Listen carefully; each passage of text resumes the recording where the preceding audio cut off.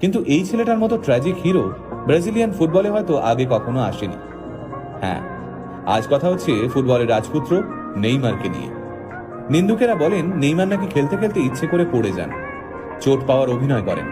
কিন্তু তারা হয়তো এটা জানেন না, নেইমার ফুটবল ইতিহাসের একমাত্র খেলোয়াড় যাকে 1000-এরও বেশি সময় ফাউল করা হয়েছে।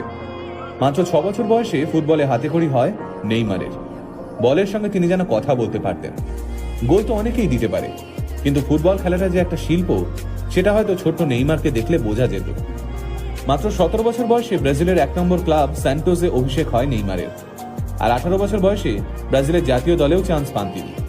এখানে জানিয়ে রাখি, নেইমার সেই একমাত্র খেলোয়াড় যিনি ইউরোপের কোনো বড় টিমে না খেলেও ব্যালেন ডিওরের জন্য নমিনেশন পেয়েছিলেন, তাও আবার মাত্র 21 বছর বয়সে।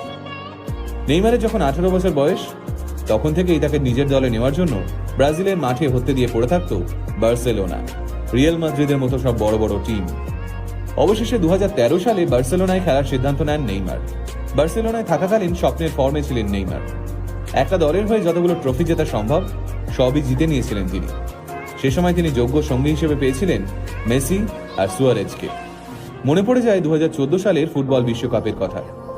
ঘরের মাঠে ব্রাজিলকে গোলের মালা পরিয়ে চলেছে জার্মানি।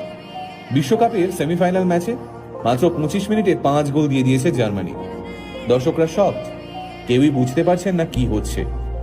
ম্যাচ শেষ হতে দেখা গেল জার্মানি 7, ব্রাজিল 1।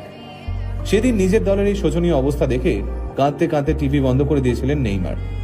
সেদিন নেইমারের ইচ্ছে করছিল তখনই মাঠে নেমে দলের সম্মান বাঁচাতে।